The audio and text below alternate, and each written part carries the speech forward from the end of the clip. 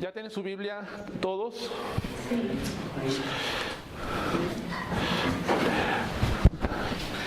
Pablo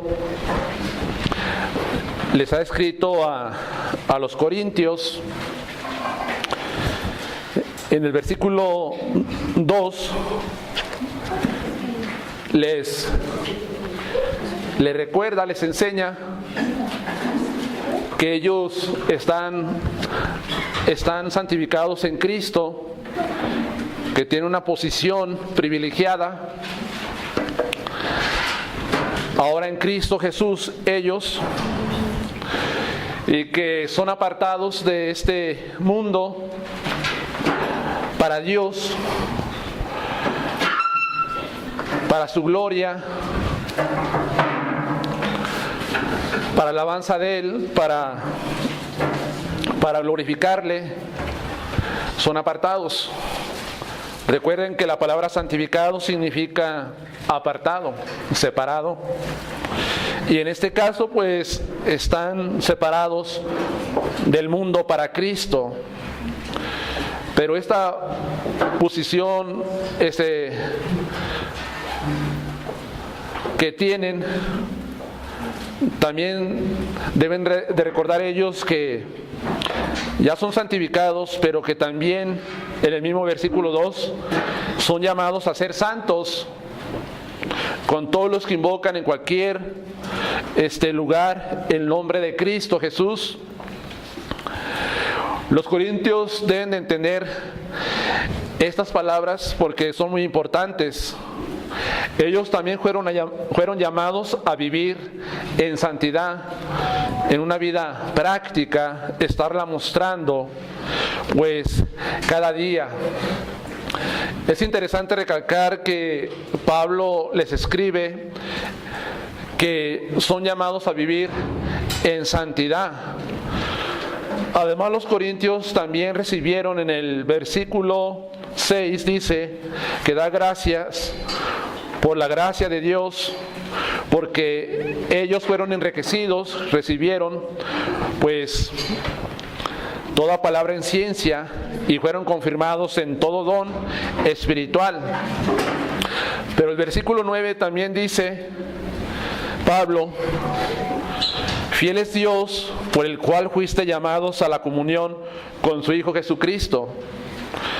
Entonces tenemos varias cosas: santificados en Cristo, llamados a ser santos, enriquecidos por la gracia de Dios que se mostró a ellos.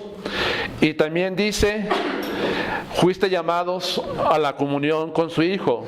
Se repite en dos ocasiones esta palabra llamados, porque los corintios, precisamente igual que todos nosotros, hemos sido llamados a tener comunión con Cristo Jesús. Básicamente en estas palabras introductorias les está diciendo santificados, llamados a la santidad y comunión con Cristo Jesús. Pero recuerden que el apóstol había recibido un informe de la familia de Cloé en el versículo 11, donde le manifestaban, le informaban de todos los problemas que estaba enfrentando la iglesia en Corintio, y él pues manda una carta a la iglesia para que sea leída públicamente y todos se den cuenta acerca de sus errores en que estaban cayendo. Ahora, si Pablo les dice que son llamados a ser santos y son llamados a la comunión con Cristo Jesús, es muy importante que ellos entendieran, que quedara bien claro que para vivir en santidad y para vivir en comunión con Cristo, debían ellos entender lo siguiente: que las divisiones y exaltar a los hombres no son características de una vida santa y de una verdadera comunión en Jesús. Él pasa a abordar el tema de la división doctrinal y el favoritismo en la iglesia local.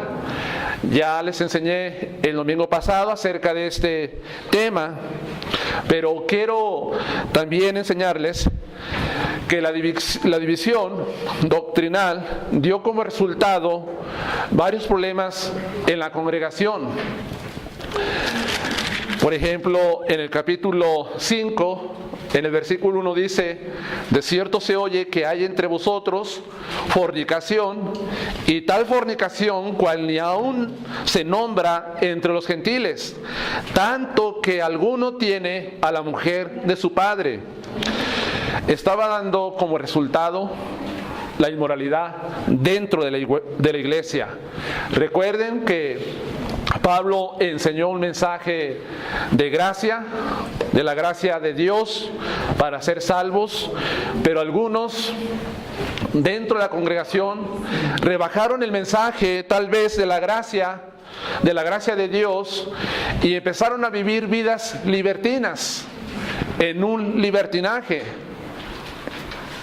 Empezaron ellos a descuidar, algunos, la pureza personal y también la pureza dentro de la congregación de los corintios. Hermanos, esto es lo que pasaba cuando no se entiende el mensaje o no lo tenemos bien claro. Empezamos a vivir vidas relajadas, sin ningún cuidado en estarnos purificando y mantener la iglesia en esa pureza que Cristo quiere que la iglesia tenga.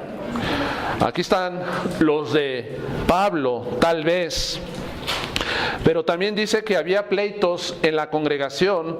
En el versículo 1 del capítulo 6, ¿osa alguno de vosotros, cuando tiene algo contra otro, ir a juicio delante de los injustos y no delante de los santos? Había muchos pleitos en la congregación de Corintio, y en vez de solucionar ellos sus problemas internamente de una forma local en la iglesia, ¿qué hacían? Lo llevaban al juez, a los incrédulos, y los incrédulos miraban los pleitos dentro de la congregación, y ¿qué terminaban ellos deduciendo?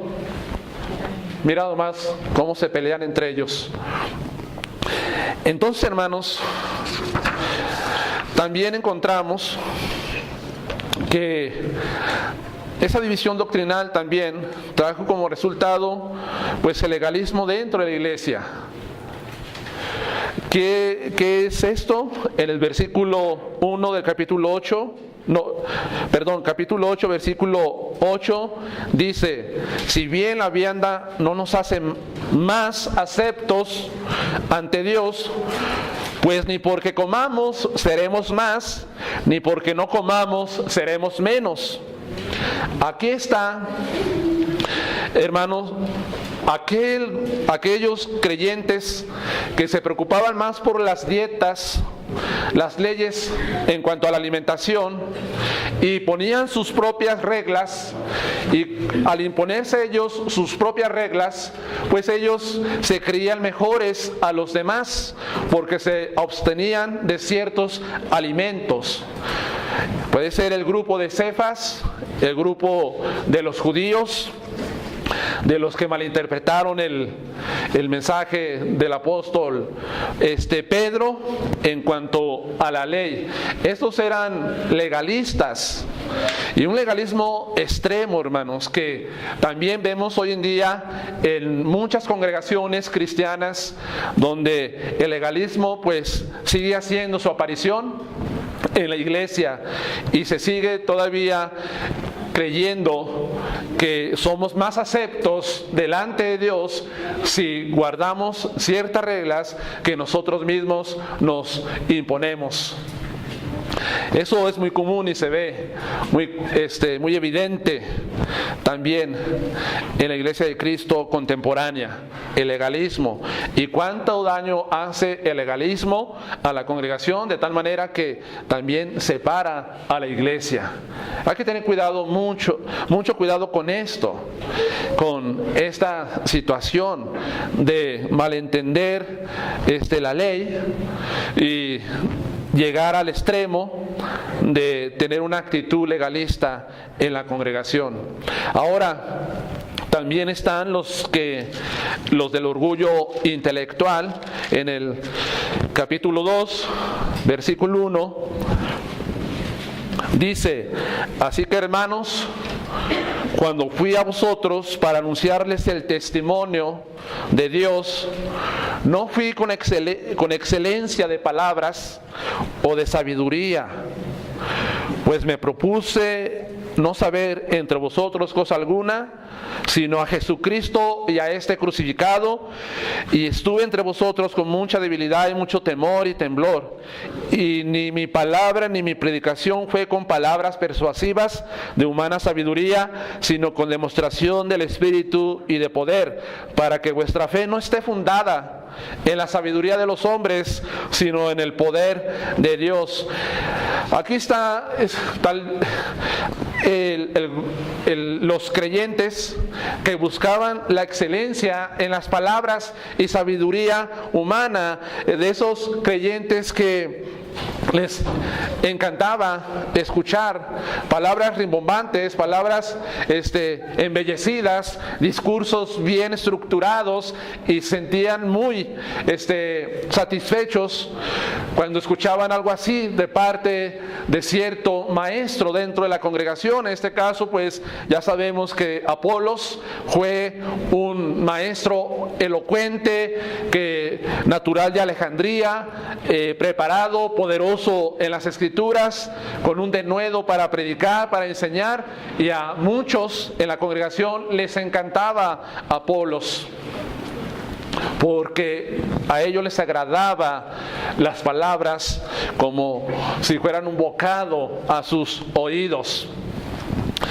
Y también, hermanos, vemos que la división doctrinal trajo también soberbia en la iglesia de Corintio. En el capítulo 12 y en el capítulo 14, el apóstol Pablo, esto todo lo vamos a ver más adelante con más detalle, escribe acerca de aquellos que se creían súper espirituales y hacían alarde de los dones que tenían. Y el apóstol Pablo tiene que corregir también esto de los de Cristo, porque menospreciaban a muchos, porque tenían, en este caso, ellos pensaban que las lenguas, hablar en un idioma que no se había aprendido, que esto era una señal de espiritualidad máxima. Entonces, pues todo esto da como resultado estas fracciones en la iglesia de Corintio. Pero comprender mal el mensaje del Evangelio, quiero hacer una pregunta para ustedes, para contestarla en esta hora. ¿Afecta nuestra forma de vivir y de pensar tener una mala comprensión del Evangelio, de las Escrituras, de las verdades de la palabra de Dios? Claro que sí, lo vemos claramente en esta congregación. ¿Cómo afectó? En su forma de vivir inmoralidad, pleitos, en su forma de pensar, algunos orgullosos y soberbios en su pensamiento. Vemos pues que cuando tenemos nosotros una mala comprensión del Evangelio, de las Escrituras, esto da como resultado que nosotros empecemos a vivir de acuerdo a lo que pensamos, de acuerdo a cómo interpretamos el mensaje de la palabra de Dios. Entonces, comprender mal el Evangelio,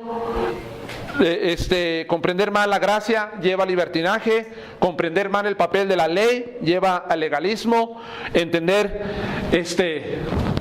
mal la retórica lleva al orgullo, tratar de entender el Evangelio de una forma filosófica y comprender mal los dones espirituales lleva pues a la soberbia.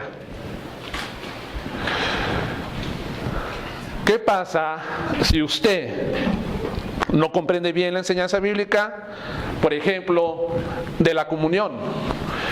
¿La comunión cristiana es una enseñanza bíblica? ¿Es una verdad de la palabra de Dios? Claro que sí. Si usted no tiene un entendimiento correcto, bíblico, sólido, en cuanto a la enseñanza de la comunión bíblica, tal vez afectará en su vida cristiana y pensará que no es muy importante congregarse en el cuerpo de Cristo, y esto lo llevará a tomar la decisión de no asistir a las reuniones del cuerpo de Cristo, y empezará usted a interpretar su cristianismo desde una perspectiva individualista. Porque muchos, al no comprender bien esta enseñanza de la comunión, menosprecian el congregarse en el cuerpo de Cristo y piensan ellos que no es tan importante asistir a los servicios, porque lo puede hacer en cualquier parte de este mundo. Puede estar en el cerro, puede estar en el mercado, puede estar en su casa y allí experimentar la comunión con Dios. Claro que sí puede, y es correcto. Dios está en todo lugar, en el cerro, en el mercado, en la escuela, en la casa.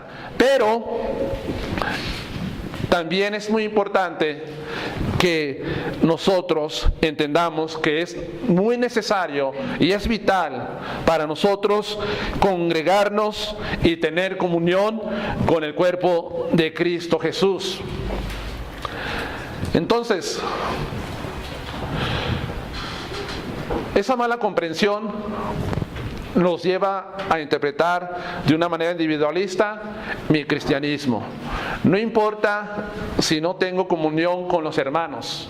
Conozco acerca de un hermano que ha entendido de esta forma y ha deducido en su pensamiento, y todo el tiempo que yo lo he conocido parece un cristiano solitario.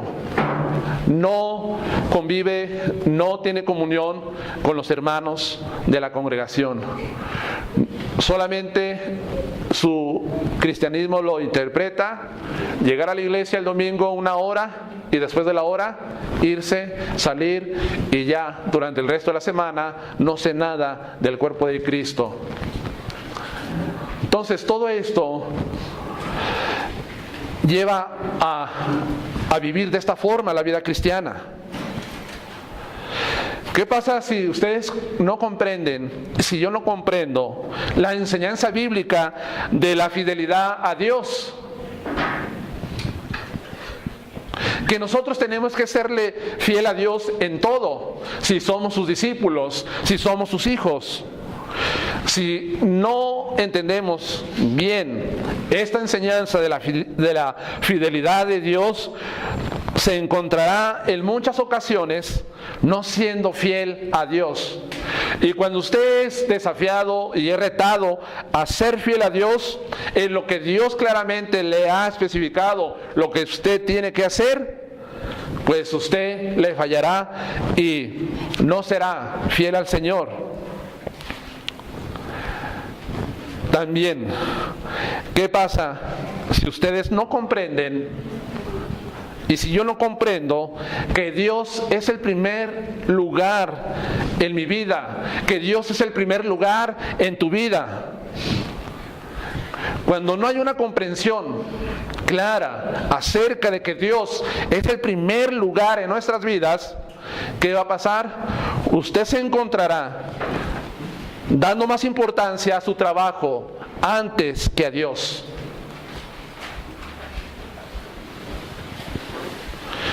El trabajo será para usted lo que consume sus horas, lo que consume su tiempo. Y para Dios no habrá el suficiente tiempo de calidad y de excelencia para dedicárselo a Él. Su tiempo será consumido en otras actividades, y el tiempo que usted le da a Dios será mínimo.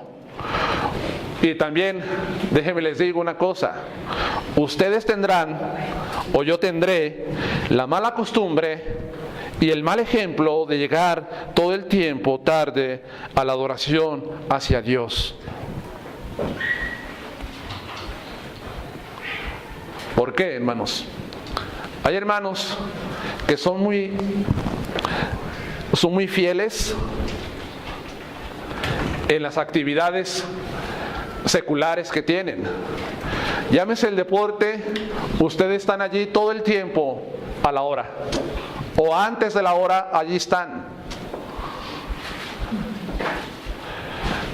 Una actividad que vayan a realizar, al cine o una reunión familiar, allí están todo el tiempo a la hora. Y en las cosas de la iglesia, en las cosas del servicio a Cristo, no importa mucho que yo llegue a tiempo al básquetbol, que llegue tiempo al fútbol, que llegue a tiempo al trabajo, que llegue a tiempo a la escuela, que llegue a tiempo a cualquier lugar. Eso sí es muy importante.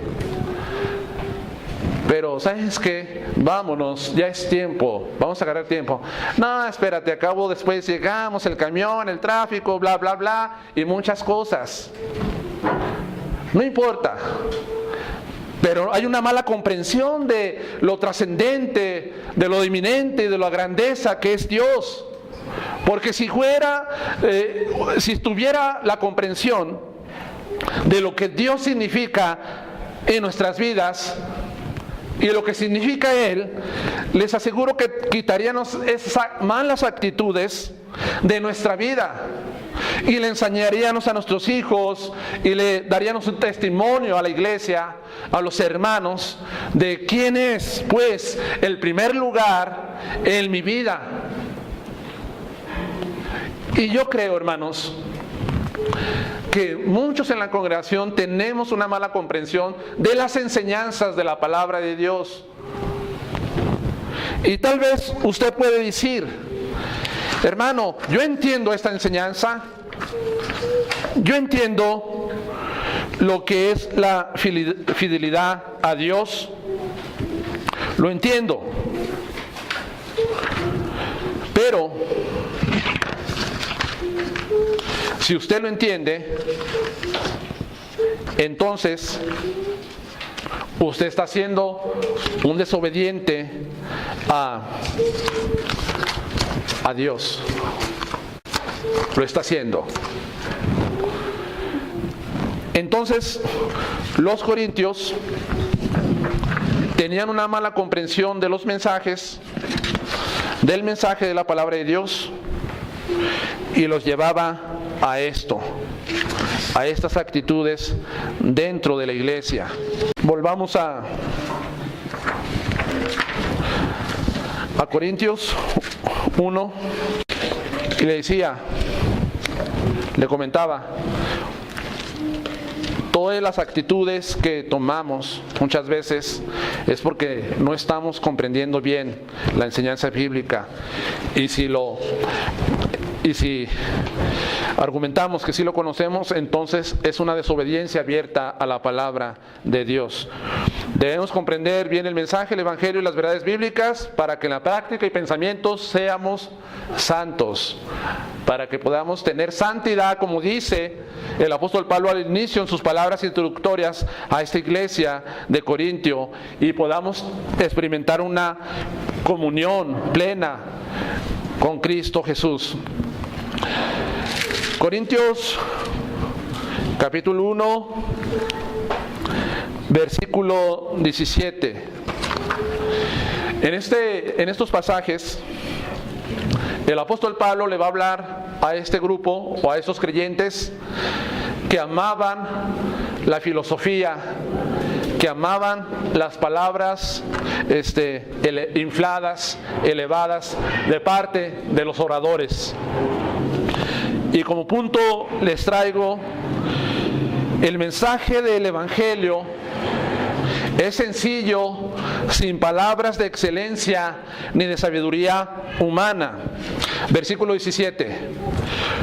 Pues no me envió Cristo a bautizar, sino a predicar el evangelio, no con sabiduría de palabras, para que no se haga vana la cruz de Cristo. Recordemos que los corintios eran griegos, y los griegos les gustaban las palabras de excelencia humana. y también amaban la retórica. Ellos tenían en un pedestal a los filósofos de su raza. Recuerden que Atenas era la ciudad intelectual de los griegos y Corintio estaba a unos kilómetros de allí. Algo de esos amantes de la filosofía, esos amantes de la retórica, algo de esto se infiltró en la iglesia en Corintio. Y Pablo quiere escribirles a ellos para hacerles comprender que el Evangelio no se debe de entender desde una forma filosófica, sino que el Evangelio es un mensaje que trae salvación a las personas, a los hombres. Hermanos, el mensaje del Evangelio es sencillo. ¿Por qué? ¿Por qué el mensaje del Evangelio tiene que ser sencillo? Porque el apóstol Pablo dice, no con sabiduría de palabras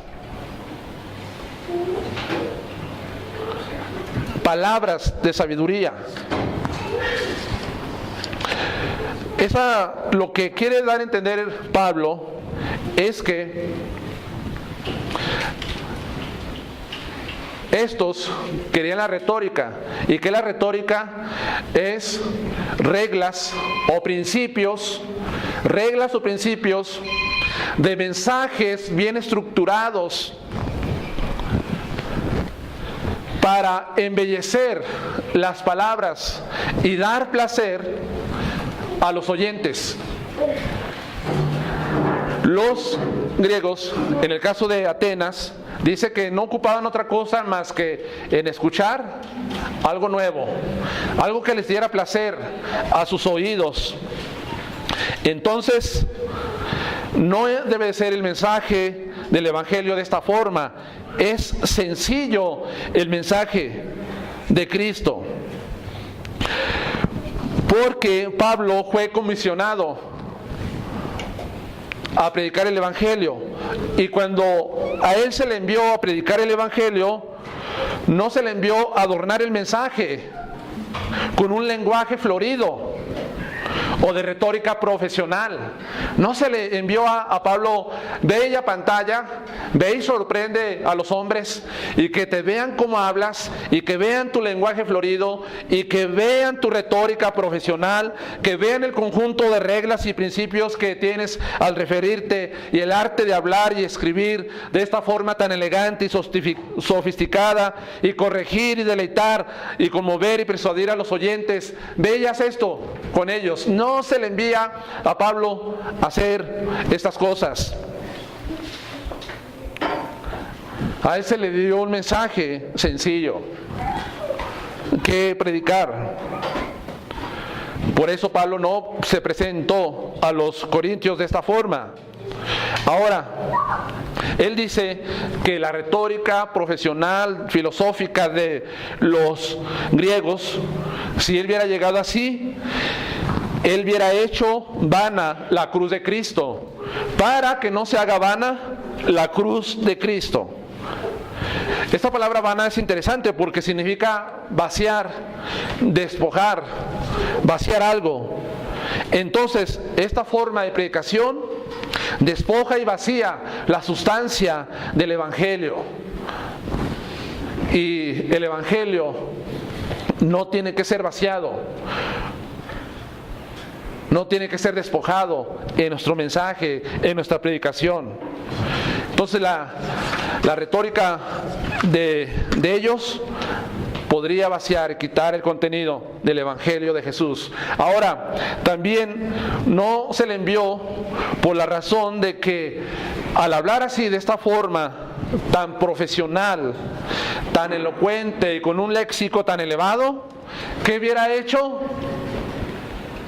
¿Qué hubiera producido en la gente? Esto hace que la gente se fije más en el orador que en la muerte de Cristo Jesús. El predicador puede mantener todo el tiempo la atención por lo que está diciendo, por lo que está comentando, y la gente está pensando más en sus palabras que en la muerte de Jesucristo el Señor. El predicador, todo maestro, todo predicador, usted se convierte en un predicador cuando predica la palabra de Dios, el Evangelio allá afuera. Todos, sin excepción de nadie, debemos siempre buscar llevar la atención a Cristo, llevar la atención a Jesús, al que murió en la cruz, y no en sí mismos por su forma de hablar y exponer habilidosamente los argumentos que tiene. Siempre debe de estar llevando la atención a Cristo Jesús. Debemos tener mucho cuidado con aquellos que se levantan y que hablan de esta forma para apantallar, para sorprender, para ahora sí, para traer la atención hacia ellos, y le quitan la gloria y quitan la sustancia y fijan la mirada en ellos y no en Jesucristo, el Señor y Salvador de nuestras vidas. Hay personas, cuando predican, hacen alarde de su retórica profesional. Incluso muchos, cuando oran, lo hacen para ser admirados también. Y luego después llegan los hermanos o se escucha un comentario: ¿te fijaste qué bien ora tal hermano? ¿Te fijaste qué bien ora tal hermana? Y hasta siempre tiene un tono así muy... quisiera yo también hacer eso. Todo esto, hermanos, se tiene que tener cuidado, porque no se ora para que me estén escuchando y vean cuánta expresión y cuántas palabras estoy usando y traer la atención hacia mí. No se trata de eso, ni al predicar ni al orar. Pablo no llegó de esa forma. Ahora, la sustancia está en la predicación, no en el método. La sustancia del Evangelio está en la predicación, no en el método. Algunos comentaristas sugieren que lo que dice en el versículo 4 del capítulo 2 dice: y ni mi palabra ni mi predicación fue con palabras persuasivas de humana sabiduría, sino con demostración del Espíritu y de poder. Lo que Pablo enseñó en privado, las doctrinas, y lo que predicó en público, no fue, hermanos, con palabras persuasivas o de humana sabiduría. Su enseñanza y su predicación estuvo basada en el poder del Espíritu Santo. Estuvo basada en esto. Entonces, es importante que entendamos lo siguiente. Recuerdo a un hermano que se subió a predicar la palabra, y luego siempre hay esa clase de hermanos que están criticando y que están murmurando en cuántas veces se equivoca, en cuántas veces dice amén, en cuántas veces dice hermano, en cuántas veces dice amado hermano, y están así, hermanos, de esa forma. Y un día se subió un hermano a compartir, y cuando terminó su mensaje, uno se le arrimó y le dijo: qué bien, empezaste con una introducción muy buena, y después de allí te fuiste como si fueras a dar una especie de un sermón temático, y después de allí pasaste a dar un sermón como un poco bibliográfico, y después de allí llegaste a un sermón textual, y de allí diste una aplicación muy buena, etcétera.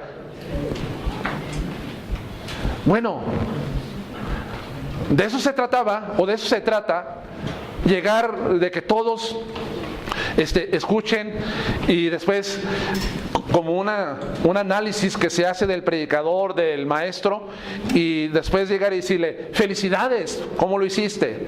Dijiste muy bien la palabra gloria.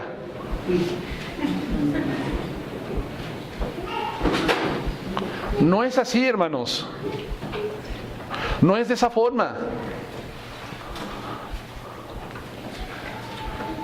No, lo importante está en la sustancia, no en el método. No en el método. Hoy se enseña mucho sobre homilética, se enseña sobre oratoria, se enseña sobre retórica. Y si alguien no hace de acuerdo a la homilía, está descalificado y está cometiendo el pecado imperdonable. ¿Por qué? Porque no está basándose en los métodos de la homilética para enseñar, para predicar la escritura. Y si no tienes una introducción, entonces no estás tú llamando la atención a la gente y no estás mostrando interés sobre los oyentes. Y si no levantas la voz, y si no la bajas, y si no caminas, y si estás estático así, si mueves mucho las manos, etcétera, no. Entonces, no se debe uno de preocupar mucho por el método de la predicación del evangelio o también de la enseñanza. No estoy diciendo con esto que menospreciamos la homilética, que menospreciamos la oratoria y menospreciamos estas cosas. Es muy buena y ayuda. Pero eso no es la sustancia de la predicación, no es la sustancia del evangelio. La sustancia es el mensaje, lo que se predica, hermanos.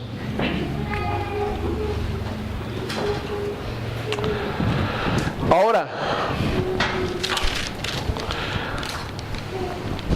paso a lo siguiente, como punto número 2. El mensaje de la cruz es lo opuesto a lo que los hombres consideran verdadera sabiduría.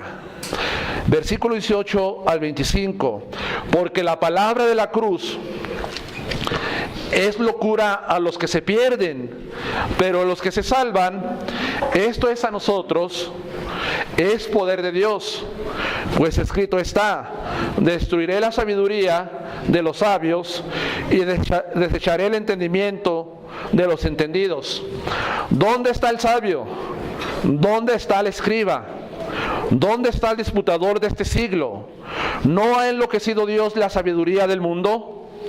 Pues ya que en la sabiduría de Dios el mundo no conoció a Dios mediante la sabiduría, agradó a Dios salvar a los creyentes por la locura de la predicación. Porque los judíos piden señales y los griegos buscan sabiduría, pero nosotros predicamos a Cristo crucificado, para los judíos ciertamente tropezadero y para los gentiles locura, mas para los llamados así judíos como griegos, Cristo poder de Dios y sabiduría de Dios. Porque lo insensato de Dios es más sabio que los hombres, y lo débil de Dios es más fuerte que los hombres. El mensaje de la cruz es opuesto a lo que los hombres consideran verdadera sabiduría. ¿Por qué? Número 1, vamos a hacer el contraste entre la sabiduría de Dios y la sabiduría humana de los hombres. La sabiduría humana es necedad, de acuerdo a Pablo, porque rechaza el mensaje de la cruz, porque no les parece atractivo tal mensaje. Esta palabra que se usa aquí para locura significa bobería, absurdo, insensatez. Para la salida del mundo, el mensaje del evangelio es absurdo, una ridiculez, es una insensatez, porque no les parece atractivo o interesante. ¿Por qué? Les es locura por esta razón. A los que se pierden no encuentran nada atractivo en la predicación del evangelio, pues ellos no encuentran ningún atractivo en un judío de Nazaret, llamado Jesús, que su profesión era carpintero y que murió en una cruz de una forma como morían los criminales en aquel tiempo de la historia. Ellos tenían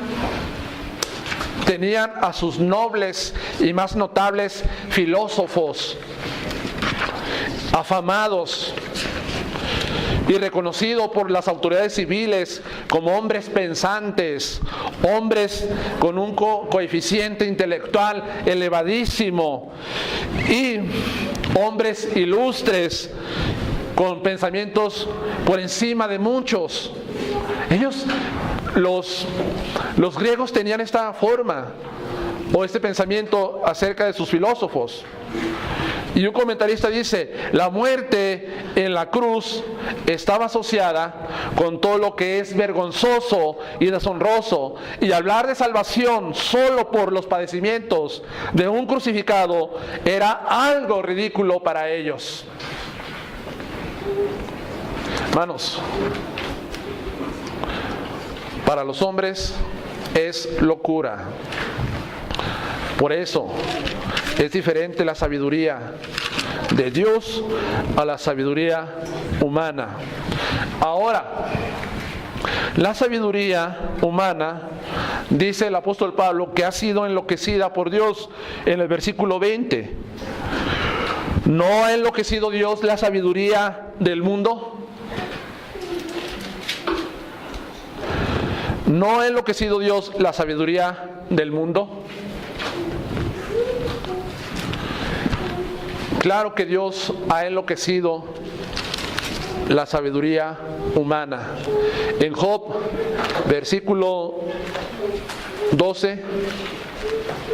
capítulo 12, versículo 17, dice, Él hace andar despojados de consejo a los consejeros y entontece a los jueces. En el 20, priva del habla a los que dicen verdad y quita a los ancianos el consejo. Versículo 24, Él quita el entendimiento a los jefes del pueblo de la tierra y los hace vagar como por un yermo sin camino. Eso lo está hablando Job hace muchos siglos atrás. Y también Isaías 44, versículo 25, dice lo siguiente: que deshago las señales de los adivinos y enloquezco a los agogueros, que hago volver atrás a los sabios y desvanezco su sabiduría. Y también encontramos en Romanos capítulo 1, versículo 22, las siguientes palabras de Pablo a esta iglesia: profesando ser sabios, se hicieron necios. Ahí está el mundo que quiere entender a Dios mediante sabiduría humana, filosófica, profesando ser sabios, se hicieron necios, dice Pablo. Cambiaron la gloria de Dios incorruptible en semejanza de hombre corruptible, de aves, de cuadrúpedos y de reptiles.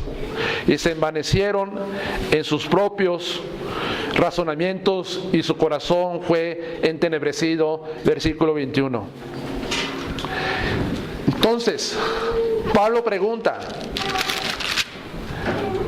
en el versículo 20 de 1 Corintios 1, ¿dónde está el sabio?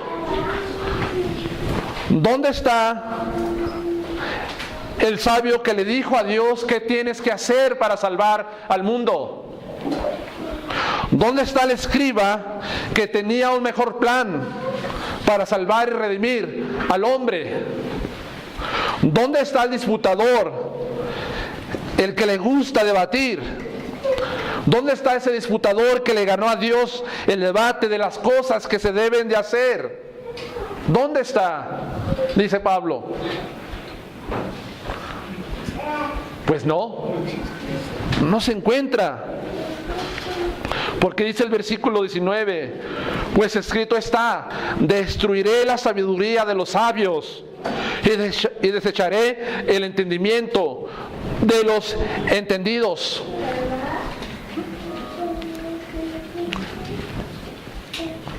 Dios enloqueció la sabiduría del mundo.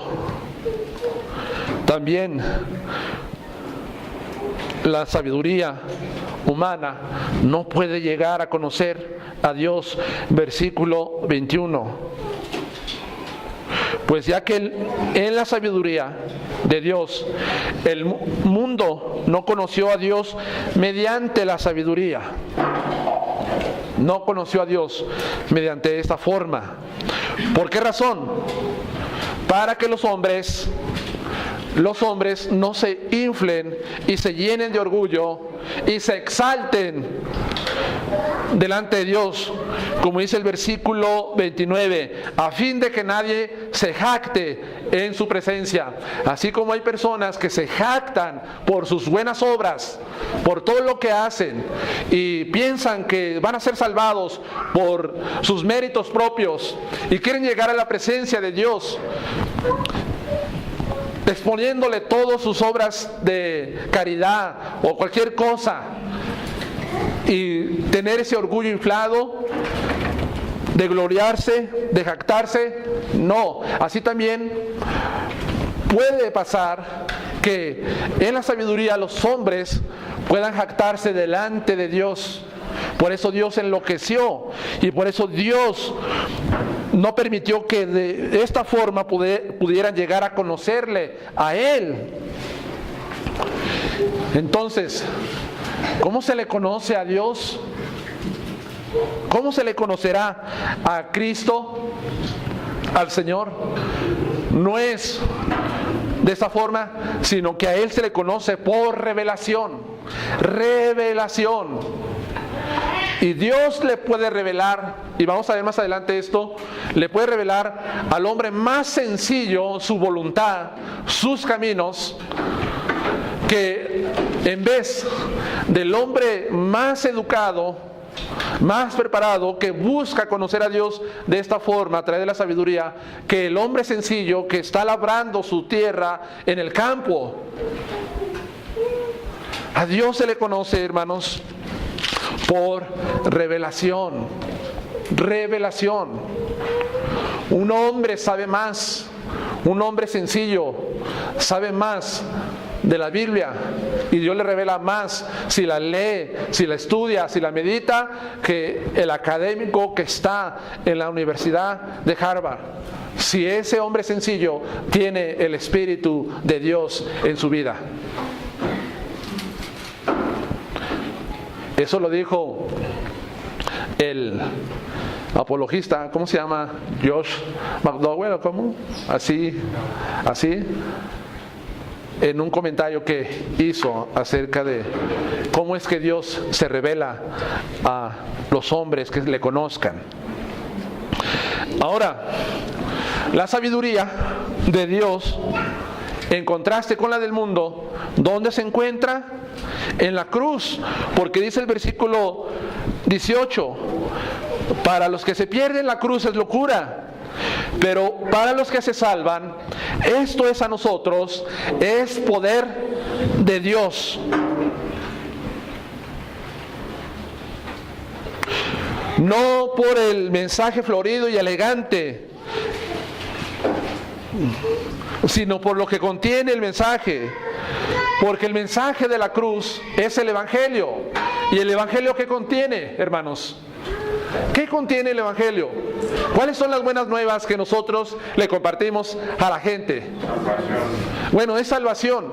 Pero el Evangelio definido, como lo define en esta misma carta, en la 1 Corintios 15, versículo 1 al 3, ¿cuál es el Evangelio definido? Muerte. Es la muerte, la sepultura y la resurrección de Cristo. Engloba todo esto el Evangelio. Entonces, la sustancia del Evangelio es la persona de Cristo y su obra de redención. Esa es la sustancia. Y este mensaje Este mensaje es el que es poder de Dios para salvar a los hombres, para redimir al mundo, de acuerdo a lo que dice Pablo. Porque en Romanos capítulo 1, versículo 16 dice: no me avergüenzo del evangelio, porque es poder de Dios para salvación a todo aquel que cree, primeramente al judío y después al griego, porque en el evangelio la justicia de Dios se revela por fe y para fe, como está escrito: mas el justo por la fe vivirá. Entonces, es poder cuando lo aceptamos el evangelio de esta forma, de una manera sencilla, pero que encierra la persona y la obra de Jesucristo, nuestro Señor y Salvador. Ahora, también es contraria a la sabiduría de los hombres, porque Dios estableció en su sabiduría salvar a los creyentes por la locura de la predicación. Dios quiso salvar al mundo a través de la predicación,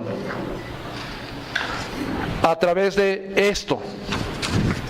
¿Cómo fue salvo usted? ¿Cómo llegó a los pies de Cristo? ¿Cómo llegué yo?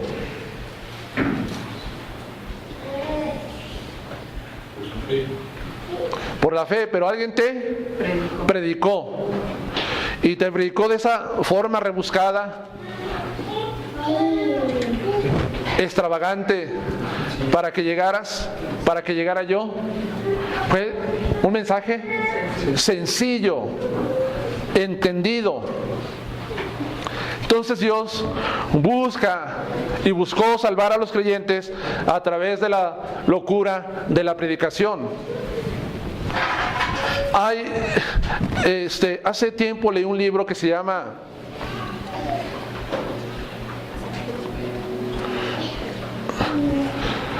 se me fue el nombre ahorita, este señor Lloyd Jones,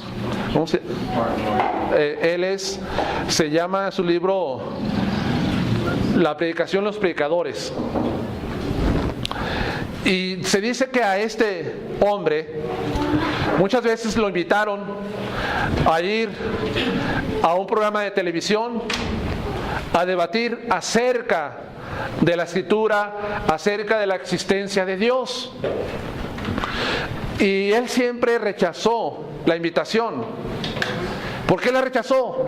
¿Acaso tenía miedo enfrentarse a ese mundo intelectual de filósofos, de académicos de Inglaterra? Él decía sencillamente, ¿saben por qué? Porque nadie se ha salvado, nadie ha venido a los pies de Cristo por perder un debate o por ganar un debate. La única forma de que una persona venga a los pies de Cristo es a través del mensaje de la predicación. Es a través de eso. ¿Por qué? Porque el mensaje de la predicación apela al sentir del corazón pecaminoso del hombre y no a su inteligencia.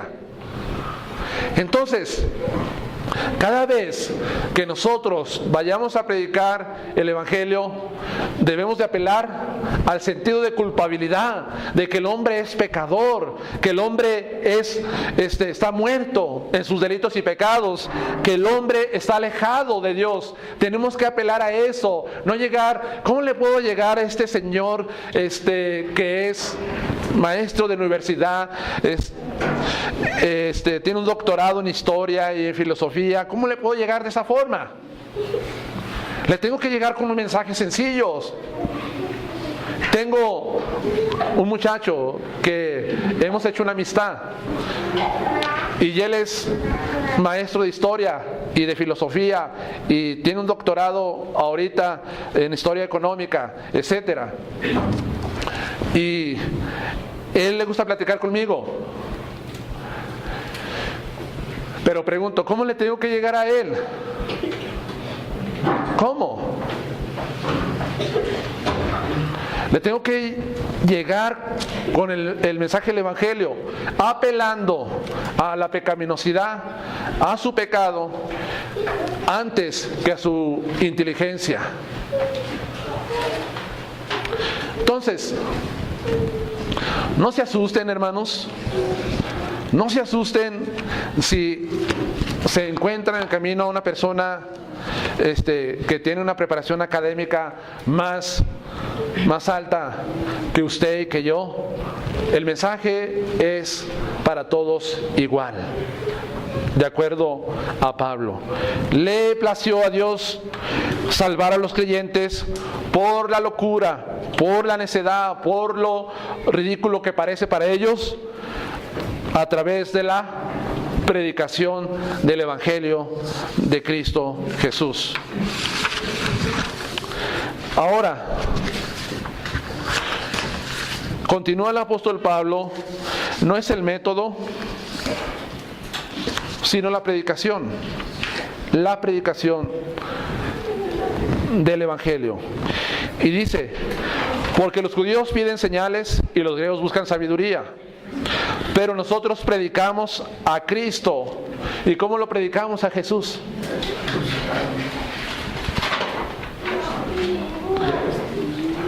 Crucificado. Para los judíos ciertamente tropezadero. ¿Cómo que Jesús va a ser el Mesías?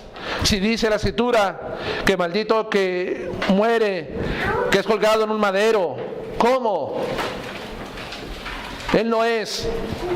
Y los gentiles, locura. No puede ser posible que Dios quiera salvar al mundo a través de un hombre que cuelga en una cruz. Locura para ellos. Mas para los llamados, así judíos como a griegos, Cristo, poder de Dios y sabiduría de Dios.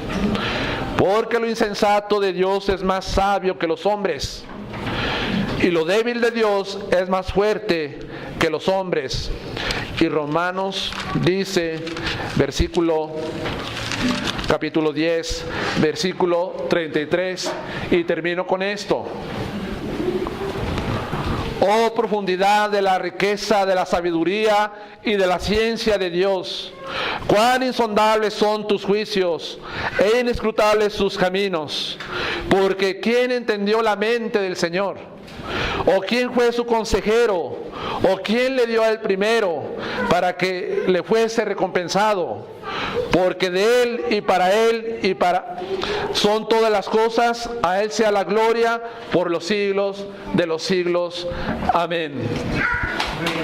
Dios enloqueció la sabiduría de los hombres, y el mensaje para la iglesia de Corinto era: olvídense de estas cosas y concéntrense en la sustancia del Evangelio, por más sencillo y simple que sea la predicación. Oremos, hermanos.